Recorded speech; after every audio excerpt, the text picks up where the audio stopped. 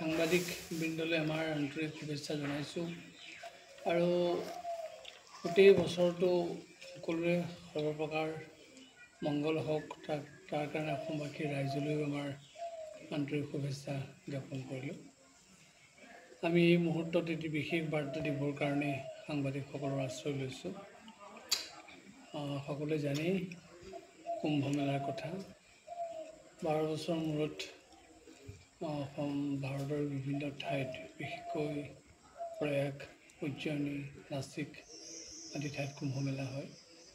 এইবাৰ আকৌ 12 বছৰ মূৰত মহাকুম্ভ মেলা অনুষ্ঠিত হৈছে প্ৰয়াগত, যাক প্ৰয়াগৰাজ তীৰ্থ বুলি কোৱা হয়।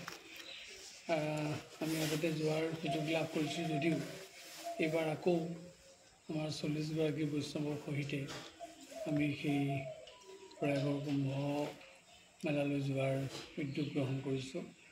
আৰু আমাৰ এইবাৰ গোটেই ব্যৱস্থাটো এগৰাকী বৰ্তমানৰ উত্তৰ গুৱাহাটীস্থিত ঋষি কেশৱ দাসৰ যোগেদি আমি ব্যৱস্থা কৰিছোঁ। আৰু তেখেতে আচলতে গোটেইখিনি আমাৰ থকা মেলা খোৱাৰ ব্যৱস্থা কৰিম বুলি কৈছে। আমি সেই হেঁপাহতে ওলাইছোঁ, কিন্তু তাৰ মাজতে তেখেতে আমাক সত্ৰীয়া পৰিৱেশ দেখুওৱাৰ কথা কোৱাৰ কাৰণে আমি সেইদৰে সাজু হৈছোঁ। আমি চুটিকৈ ৰাম বিজয় ভাওনা লৈছোঁ, অংকীয়া ভাওনা। আমাৰ হিয়ানাম লৈছোঁ, কমেও 10-12 তালেৰে হিয়ানাম প্ৰদৰ্শন হ'ব। অপ্সৰা নৃত্য পৰিৱেশন হ'ব। আৰু আমি যিকেইদিন তাত থাকিম, প্ৰায় 8 দিন 10 দিন, এই 10 দিনৰ ভিতৰত আমাৰ ইয়াত যেনেকৈ আমি প্ৰসংগ কৰোঁ তেনেকৈ আমি 4 প্ৰসংগ কৰিম।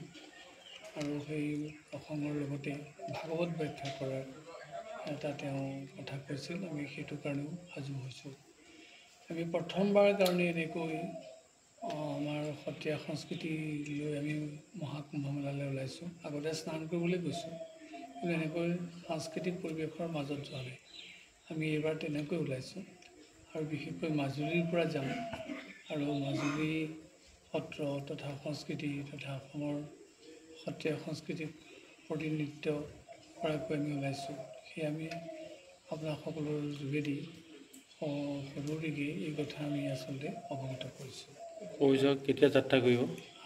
আমাৰ বৈষ্ণৱসকল যাব 31 জানুৱাৰীত আৰু আমি যাম 30 জানুৱাৰীত। সামৰণি কেতিয়া পৰিব? সামৰণি আমাৰ 10 তাৰিখে আমি উভতনি যাত্ৰা কৰিম। কেইদিনীয়া হ'ব ভাবিছোঁ? 11 দিন।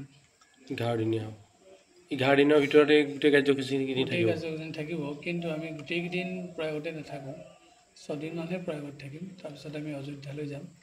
অযোধ্যাৰ পৰা বেনাৰছলৈ যাম। বেনাৰছৰ পৰা আমাৰ বৈষ্ণৱসকলৰ গয়াত পিণ্ডদানৰ কথা আছে, আমি তালৈ যাম। তাৰপিছত পাটনাৰ পৰা পাটলিপুত্ৰৰ পৰা আমি পিছত আকৌ গুৱাহাটী মহাম।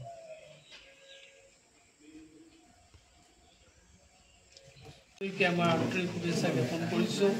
আৰু এইটো কথা ক'বই লাগিব, আমি সকলোৱে সেই শ্লোগানটো কওঁ যে শ্লোকটো মাতোঁ, সৰ্বে ভৱন্তু সুখিনঃ, সৰ্বে সন্তু নিৰাময়া, সৰ্বে ভদ্ৰাণি পশ্যন্তু মা কশ্চিৎ দুঃখভাগ্ ভৱেৎ।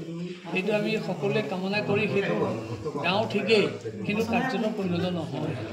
আৰু সুখৰ ঠাইত বেছিভাগ মানুহে দুখে পায় আৰু নিৰোগী মানে হোৱাৰ ঠাইত বেছি ৰোগাক্ৰান্তহে হয় আৰু মংগল হোৱাৰ ঠাইত অমংগলেই বেছি হয়। গতিকে আমি কামনা কৰিম যে আমাৰ নৈতিকতাৰ দুৱাৰখন যদি আমি খুলিব পাৰোঁ, আমাৰ যদি মানৱতাৰ দুৱাৰখন খুলিব পাৰোঁ, আধ্যাত্মিকতাৰ দুৱাৰখন খুলিব পাৰোঁ, মূল্যবোধৰ দুৱাৰখন খুলিব পাৰোঁ, আমি নিশ্চয় সেই শ্লোকটো বাস্তৱ জীৱনত প্ৰতিফলন কৰাব পাৰিম। আৰু যাৰ যোগেদি আমি সঁচাকৈ সকলোৱে সুখেৰে থাকক, সকলোৱে মংগলে থাকক, সকলোৱে নিৰোগী জীৱন লাভ কৰক, এই কথাটো কোৱাৰ সাৰ্থকতা থাকিব। আমি ভাবোঁ আগৰ কেইবছৰতকৈ এই বছৰ আমাৰ ভালে থকাৰ সংখ্যা বৃদ্ধি পাব, নিৰোগী হৈ থকা সংখ্যা বৃদ্ধি পাব, মংগলে থকা সংখ্যা বৃদ্ধি পাব। আমি পুনৰবাৰ সকলোকে আমাৰ আন্তৰিক শ্ৰদ্ধা জ্ঞাপন কৰিলোঁ আৰু নতুন বছৰটো সকলোৱে মংগল হওক তাৰ কাৰণে শুভেচ্ছা জনালোঁ।